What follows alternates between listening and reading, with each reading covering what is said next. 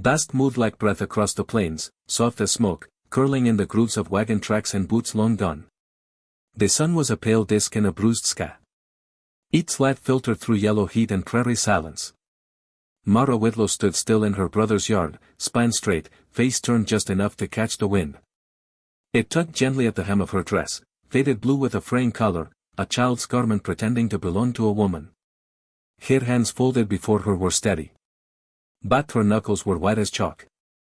She was 17. Not in the reckless, blooming way girls when they dream of dances and laughter, but in the quiet, bone-tired way that comes from learning too early that your life is not your own. Mara did not smile. She did not cry. She simply waited as if standing on the gallows. The man they called Wild Horse sat on his horse like a shadow nailed to the earth. Elias Boone was his given name, though no one had used it in years. Not since the war, not since the killing. It was tall in a way that seemed unnatural. Long limbs like tree limbs, scars running along his neck like lightning caught in flesh. His head was pulled low, his eyes hidden, his jaw unshaved and square as stone. A man built from dark things and sharp edges. No one remembered him smiling. Fewer had heard him speak. Gideon Whitlow, eldest of the 5 Whitlow brothers, handed over a paper contract like a man passing off a burden. It was thick around the middle and smelled of whiskey. His boots were too polished for someone with dirty hands. He spat before he spoke. There she is. A bit small for your liking, but she'll keep your house and bear your sons just fine. Elias took the paper without looking at him. He said nothing. Eust turned toward Mara and gave a single nod.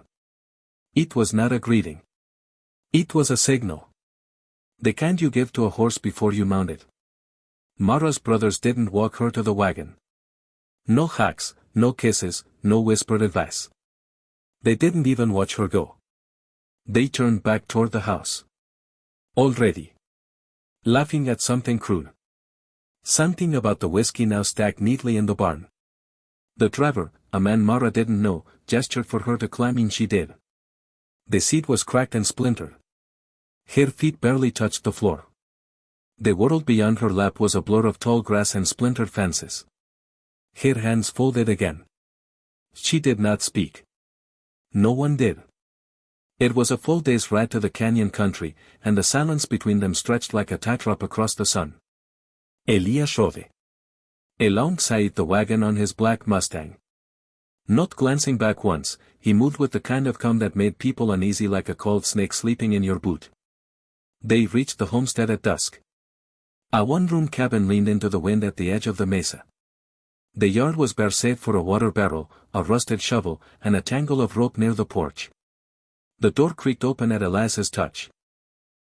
No welcome, no warmth, just old wood, dust, and a fireplace that had forgotten what heat was.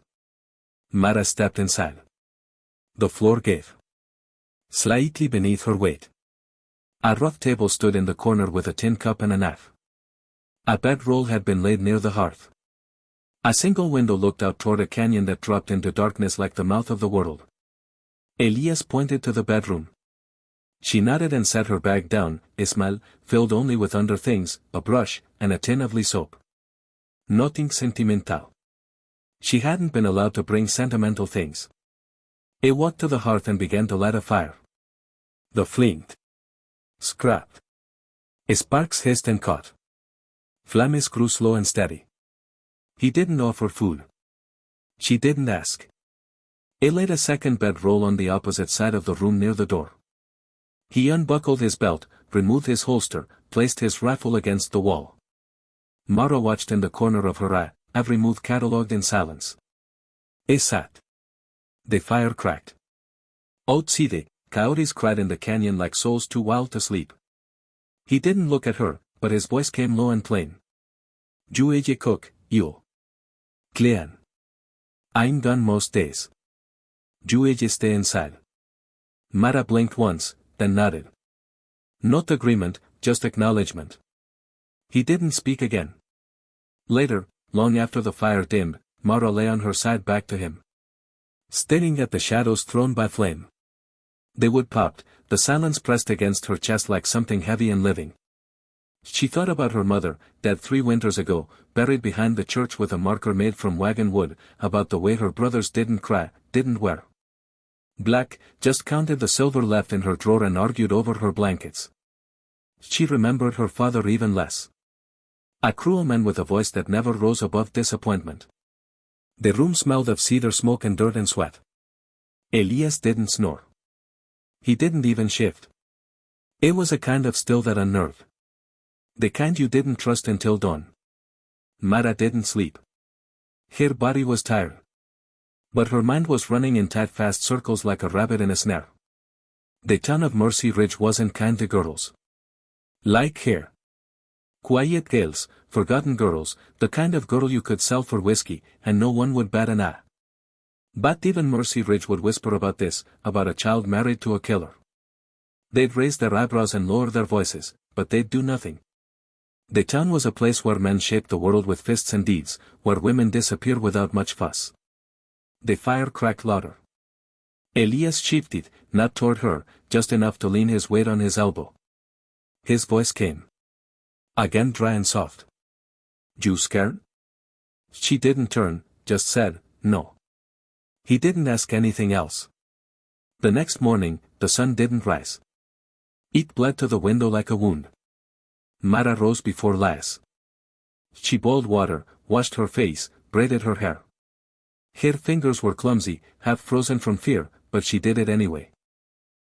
She found a pan and fried the last of the salt pork that had been sitting beside the hearth. She poured him coffee and placed the cup on the table, still without speaking. When he woke, looked at the cup for a long time, then drank it. No thanks, no nod, but he drank every drop. He left before the second hour, took the rifle, saddled the Mustang, and vanished toward the canyon. Mara watched him ride away, the dust curling around his boots. The house grew silent again, just the wind in the creak of the walls, like bones settling into old stories. She swept the floor, scrubbed the table, folded her blanket, her back ached, her hands stung. But there was something sacred in movement. Something that reminded her she still had a body. And a body meant choices, no matter how small.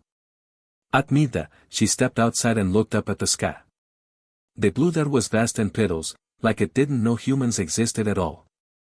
She saw a hawk circling, heard the low rumble of something wild in the distance. When Elias returned that evening, he carried a dead rabbit over his shoulder and a bundle of firewood under his arm. He handed her the rabbit without a word. She skinned it clean. He watched her, something unreadable flickering across his face. Not surprise, not approval, just something.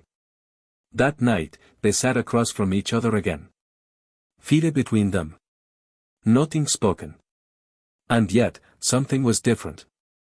A breath quieter, a glance longer, the kind of stillness that held room for something that hadn't been there before. Mara lay in her corner, eyes open to the rafters. Her body sore, her stomach full, her heart numb but not broken. Outside, the coyotes cried again, but this time it didn't sound like mourning. It sounded like warning. Inside the cabin, two strangers breathed in rhythm. Not together, not yet, but not alone either. And somewhere inside her, a voice rose up. Not loud, not brave, just steady. I am still here. I have not disappeared. And she didn't close her eyes until she believed it. The days unfolded in long, hushed stretches, stitched together by wind, chores, and a quiet ache of being seen and not spoken to. Mara learned the rhythm of the cabin, the way a trapped bird learns the pattern of its cage. Morning began with the sound of Elias saddling his Mustang, leather creaking, metal clinking faintly as he mounted and rode off into the pale horizon. No goodbyes, no instructions, just dust and silence trailing in his wake. She found purpose in the small rituals that steadied her. She swept the floorboards with a pine broom whose bristles were stiff and broken. She scrubbed the hearth, boiled beans, skinned what he brought home. She patched a rip in his only good shirt without being asked. Every act was a whispered prayer to hold on to herself. She wasn't sure if it was defiance or surrender, only that her hands felt steadier when they worked. One morning, the firewood had been resacked. Another, a coffee tin had been refilled, though she never saw him do it. On the fifth day, a tin cup was left on the table, clean upside down, waiting. It was a kind of gesture that didn't ask for thanks, but begged to be noticed. And she did. She noticed everything. The way Elias never slammed a door.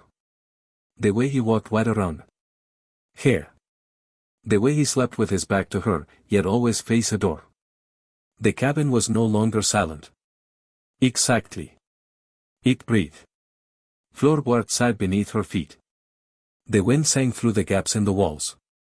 The kettle moaned softly each dusk, and Elias, though quiet, was no longer a stranger. It was something else, a presence shaped like smoke, never near, but never far. On the sixth day, she found a tattered Bible wrapped in deerhide tucked behind the shelf. The pages have been written over in another. Another language. Comanche, she guessed. The script was delicate, almost reverent. So many verses have been underlined in both tongues. She ran her fingertips over the ink, not reading, just touching the places where someone before her had searched for meaning. She placed it back without a sound, as though returning a secret to its grave. That evening, when Elias returned, he noticed. His gaze drifted toward the shelf, lingered, then flicked her hands where ink smudged her fingertip. She thought he might speak. He didn't, but he nodded slow, and that was something. Town was half a day's walk, and once a week Mara made the journey. She wore the same blue dress and kept her head down. People watched her the way they watch animals in traps. Curious but unwilling to interfere. The general store clerk handed her supplies without smiling. A pair of old men on the porch went quiet when she passed. Children stared wide-eyed. One woman crossed herself. Word had traveled fast outside the saloon. She heard her name. Gideon's. Boys thick with drink and pride. Traded her for a barrel and a brand new saddle, he said, and men laughed. Didn't they need a fifth mouth to feed? Serif Harlem was nearby, his jaw tight. He didn't say a word. Mara felt the weight of it all. The mockery, the indifference. It settled on her like a second skin. She returned home with her face burning and her hands clenched. She didn't cry. She unpacked the coffee, the salt, the flour. She ground corn into meal until her arms ached. She built a fire so hot. The smoke clawed at her throat. Elias returned just as she set a plate on the table. She didn't look up and he didn't ask.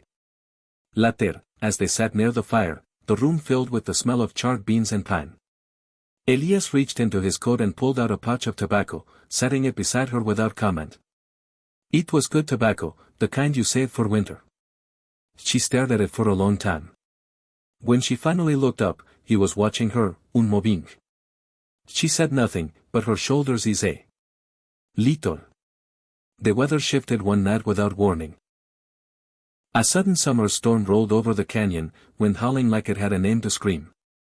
The rain hit the roof hard, staccato and furious. Elias rose and checked the window shutters, then crouched by the door.